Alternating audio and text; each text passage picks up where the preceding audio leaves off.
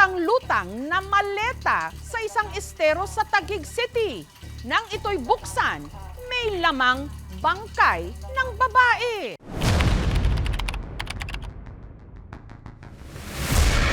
Halos mapaal sa balutan na raw ang mga taga Purok 5 sa Barangay Tanyag sa Taguig nang sa kasagsagan ng pagbuhos ng malakas na ulan nitong nakaraang linggo. Isang nakasusulasok na amoy ang umalingasaw sa kanilang lugar. Hanggang ang welder na si Nelson may napansing nakabara sa creek o estero malapit sa kanyang bahay. Bumaba po ako dito.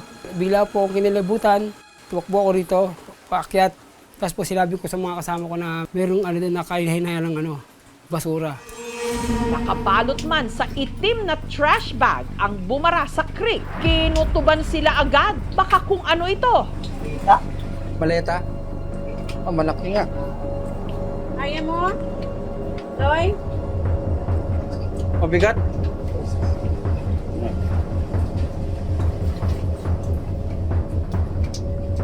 Diyan mo na lang. Baka pera yan. Hati-hati tayo. Sa paniniwalang dito nang gagaling ang masangsang na amoy, agad niya itong inireport sa barangay. Sa bigat nito, 3 tao ang nag-ahon sa maleta. Lagyan na yung bota. Sinubukan ko na pong buksan. May katas na napunta sa kamay ko. Pag amoy ko, napakabaho. Iba na yung amoy. Saan natin to, Epe? Dito, dito. Bubuksan niya rin. Ayun, maleta. Nang buksan ang maleta, tumambad sa kanila ang laman nito na nakabalot din sa trash bag.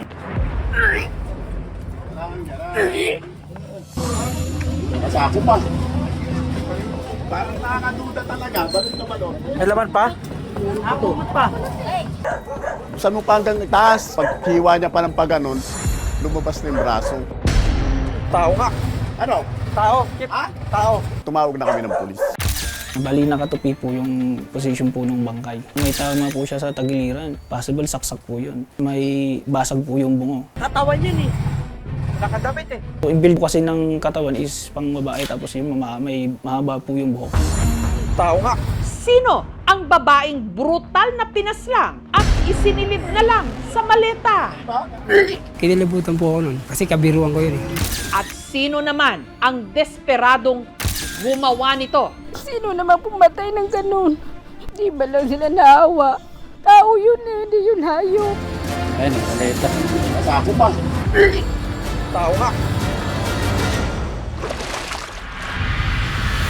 Ang bangkay nagsisimula na raw mag-decompose nung na-recover ng mga otoridad. Ang tanging pagkakakilanlan lang nito, mga tattoo. Sa braso niya may tribal tattoo. Tapos sa may binti may kita din po tayong tattoo. 3 star in the sun po. Dahil dito, ang mga tiga Purok 5, positibong nakilala ang babae sa maleta. Siya raw ang kapitbahay nila, si Tata. Ang problema, dayo lang daw si Tata sa kanilang lugar. Kaya wala raw silang contact sa mga kamag-anak nito sa probinsya. Nag-post po yung official Facebook page po namin dito sa Taguig na kung baka may nakakakilala dun sa biktima. May nag-comment po dun, sabi niya na kapatid daw po niya to. Dito sa bayan ng Naga sa Zamboanga, Sibugay sa Mindanao, natunto ng aming team ang pamilya ni Tata. Yung pulis Taguig mawag sa akin, kapatid niyo po ba ito, ma'am? Oo, yung son na may na pangalang Walter, siya yan. Si Tata, pangalawa raw sa 3 magkakapatid.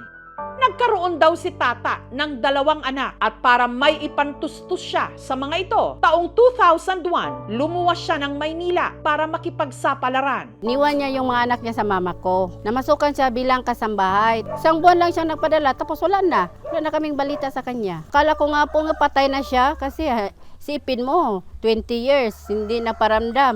Hanggang nitong 2023, makalipas ang mahigit 2 dekada, laking gulat nila nang si Tata biglang umuwi ng Zamboanga. Ang panganay ni Tata na si Edrel, lumaking masama ang loob sa kanyang ina. Siyempre po, may tampo po kasi 2 years old iniwan niya po ako. Tapos pagbalik niya, 24 na po ako noon, may anak na. Yun lang po yung pagbalik niya dito po. Sabi niya po, na-miss niya po kami pero hindi po siya nag-sorry na ganun po. Sabi niya lang na ginawa niya yun para sa amin. Pero ang ikinagulat daw nila nung nalamang nagkaroon pala ang kanilang ina ng ibang pamilya sa Maynila. Nakarelasyon daw nito ang isang security guard. Pero naghiwalay din sila. Ang 4 nilang mga anak napunta sa poder ng kanyang mister sa Hingoog City sa Misamis Oriental.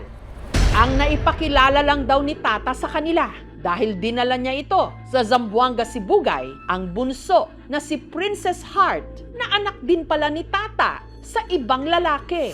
Pero hindi rin daw nagtagal si Tata sa Zamboanga at si Princess Heart iniwan niya sa kanyang nanay Luciana. Sumama siya doon sa Cebu. May nag-hire ng tagahugas ng pinggan doon sa Pantalan. 6 months. Tapos sabi niya, Nang, balik ako sa Manila. Trabaho siya ng kasambay, maghanap siya ng trabaho. Video call kami, kinukumusta niyo yung mama ko, si Heart. Yung birthday ni Heart, sabi niya, Nang, handa mo yung birthday ni Heart ha? O, bigay siya ng pera. Laking gulat na lang daw nila nang nakarating sa kanila ang balita. Maleta? Oh, malaki nga. Na may babaeng patay na isinilid sa loob ng maleta.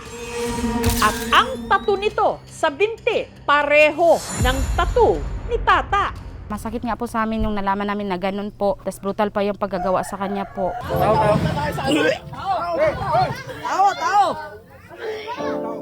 Hindi nga kami makatulong sa kaisip sa nangyari sa kanya. Pati yung anak niya, kasakit din.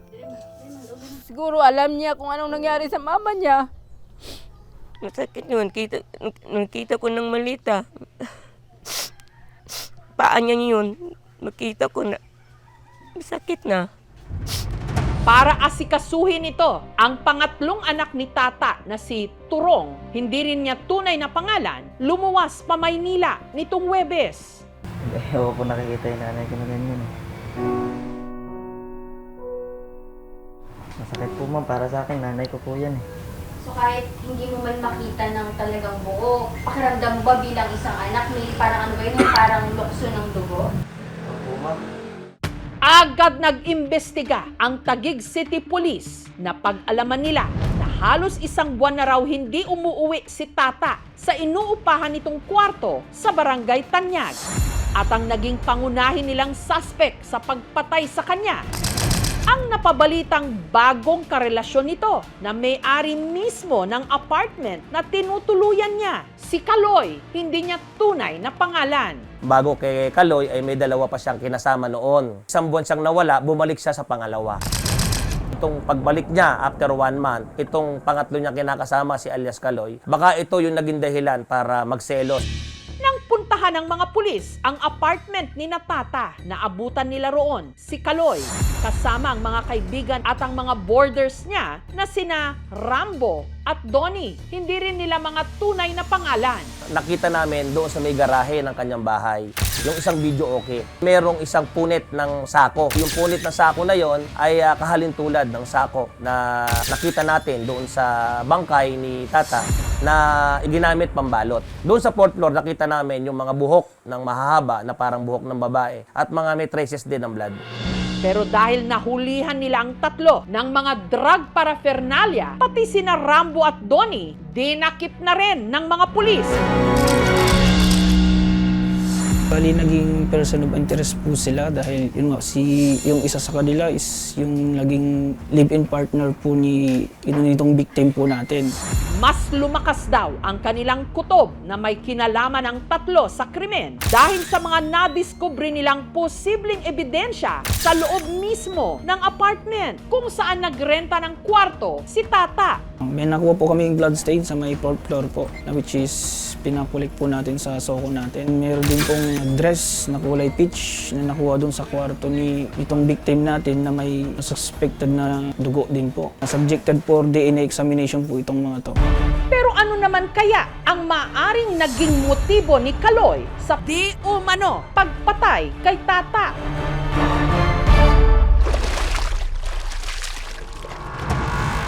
Nito lang Biyernes, nakaharap ng aming team ang 3 suspect.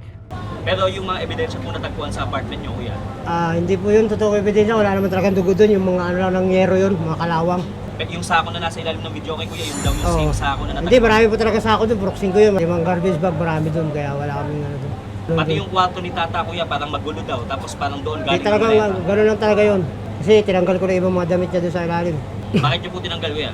Kasi yung mga damit naman ng anak ko yun, hindi naman sa kanya lahat yun. Totoo po ba may relasyon kayo ni tata? Parang isang buwan pa lang po. Nagpaalam siya may pupuntahan, hindi na siya na bumalik. Yun lang po ang alam ko. Masama po ba loob nyo na nakakulong kayo dahil sa krimen? Siyempre po. Wala naman kaming alam dun eh. Damay lang po talaga, no?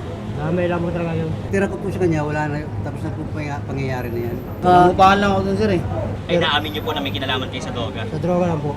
Pero yung sa nangyari po kay tata, may gusto po ba kayong sabihin? Wala po kami alam dun. Posibleng makasuhan yung live-in partner ng VAUSI under Section 5A in relation to Section 6A under RA 9262. Ang penalty nun katumbas ng sa murder o reclusion perpetua, which is 20 years to 40 years. Pagtatangkang itago yung katawan ng biktima. So pwede rin siyang makasuhan ng obstruction of justice. Kung mapatunayan na yung dalawa, kasama sa pagpaplano na pagpapatay sa biktima, pwede silang makasuhan bilang co-conspirators. Maraming nagkakasakitan dahil sa influensya ng alak o kaya drugs. Kaya ang mga local government agencies ngayon, meron tayong Gender and Development Committee, no? Na talagang nagbibigay tayo ng walang katapusang training, psychological assistance. Ang pinoproblema nila ngayon, saan daw sila kukuha ng pera o mahigit 100,000 pesos para makremate si tata bago ito iuwi sa Zamboanga, Sibugay. Nananawagan po ako sa may mga puso po na sana po matulungan kami mailabas si mama po sa punerarya at mauwi na po dito sa Mindanao. Ito lang itong bata ko, mahal ko anak ko.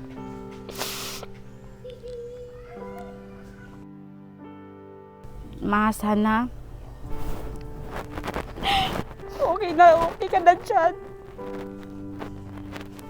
Kung may babalik ko lang yung pass, ang sasabihin ko sa inyo, dito na lang tayo. Kahit maghirap tayo, basta sama-sama lang. Hindi na tayo natin kailangan yung malaking pera o maging mayaman tayo. Ang importante, magkasama tayo dito. Ilan pa kaya ang mga katulad ni tata na lumuwas sa lungsod para makipagsapalaran pero imbes na mapabuti, malagim ang sinapit at basta na lang isinilid Tao. Katawan yun, eh. Nakadamit, eh. sa isang palutang-lutang na maleta.